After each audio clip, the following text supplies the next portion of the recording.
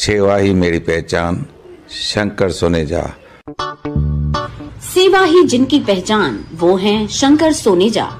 Free Malegaon का काढ़ा, free जोड़ों के दर्द का तेल, फ्री नसों के दर्द से छुटकारा पाने की पीने की दवा। सेवा का लाभ उठाइए, सदैव आपकी सेवा के लिए हाजिर रहते हैं शंकर सोनेजा। नंढी नंढी ॻाल्हियुनि ते झगड़ा करण, हिक ॿिए जो ईगो हट करण, डायरेक्ट डाइवोर्स जूं ॻाल्हियूं करण ॼण को फैशन थी वियो आहे।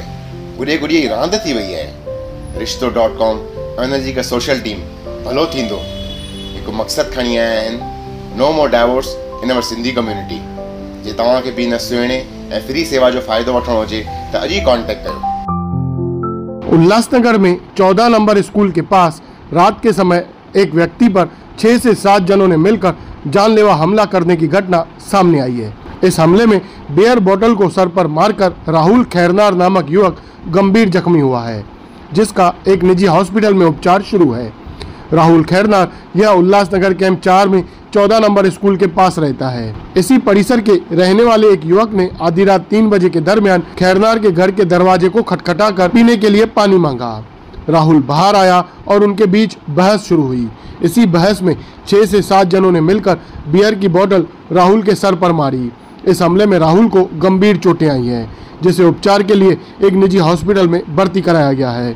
अब इस घटना के बाद से खैरनार परिवार डर और दहशत में है और पुलिस से कठोर कार्रवाई की मांग कर रहा है। Bureau report, Mahesh Rokade, Ulhas line bulletin, Ulhasnagar. मी रेखा राहुल खैरनार। आम्ही अंबरनाथला गेलो होतो, घरी आलो आणि जेवण वगैरे झालं, आम्ही झोपलो होतो। रात्री 3:30 वाजता आमच्या घरी एक मुलाने दरवाजा ठोकला। सोनू रोहित पगार आहे त्याचं नाव। पाणी मागितलं म्हणून माझा नवरा तिथे गेला, तर तो बोलला नाही मागितलं म्हणून। म्हणजे ही मुलं काय करतात, रात्री 3:30 4 वाजताचे लोकांचे दरवाजे ठोकतात, खोटं खोटं नाटक करतात, आम्ही नाही त्यातले हे लोक करतात। मग तेवढ्यात तो सोनू पगारे आला आणि त्याच्यासोबत 4-5 जण होते। मग त्यांना विचारलं, ते माझ्या नवऱ्याला बोलायला लागले, इथं कशाला तू आलास म्हणे, तू पाणी मागलं नाही, मी पाणी नाही मागितलं। तिने दत्तगिरीची भाषा केली माझ्या नवऱ्यासोबत, म्हणे अरे मी तुझ्यापेक्षा मोठा आहे, तुला चल तू गेला उडत असं तसं। मग बाचाबाची झाली, मी घरात आली, मला माहीत नाही। मग हे सगळ्यांनी हे नशेबाज होते, यांनी नशा केली होती, गांजा वगैरे काहीतरी केलं असेल।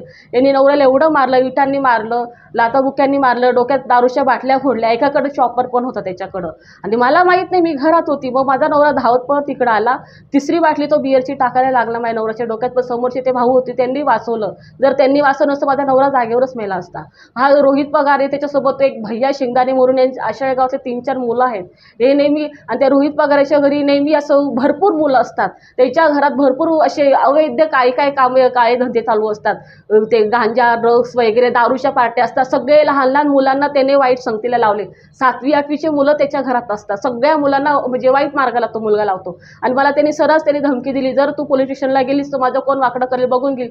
3 महिन्यानंतर मी वापस येणार ना, तर तुला आणि तुझ्या नवऱ्याला जिवंत मारून टाकणार म्हणे, जागेवरच तुला खल्लास करेल। आणि एकाने तर धमकी दिली की तुझा घरी जाऊन टाकेल म्हणून, तुम्ही रस्त्याने तरी दुसरे तरी विचार करून टाकायचा। मला न्याय हवा साहेब। अजूनपर्यंत म्हणजे पोलीस लोक आले, पण अजूनपर्यंत त्याच्यावर काही गुन्हा वगैरे काही दाखल झालेला नाहीये। आणि ते लोक काही घाबरत नाही। ते कसं ते बोलतात, माझी ही ओळख आहे, माझी ती ओळख आहे, ते लोक त्यांची ओळखी दाखवायचा प्रयत्न करताय।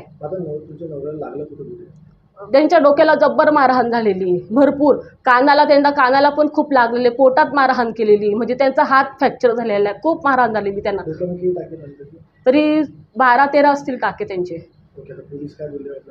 पोलीस आता येतील, आता ते पुढे तर त्यांची स्टेटमेंट वगैरे घेतील, तर समजेल काय ते। नाही, अजून होशवर नाही आहेत माझे मिस्टर।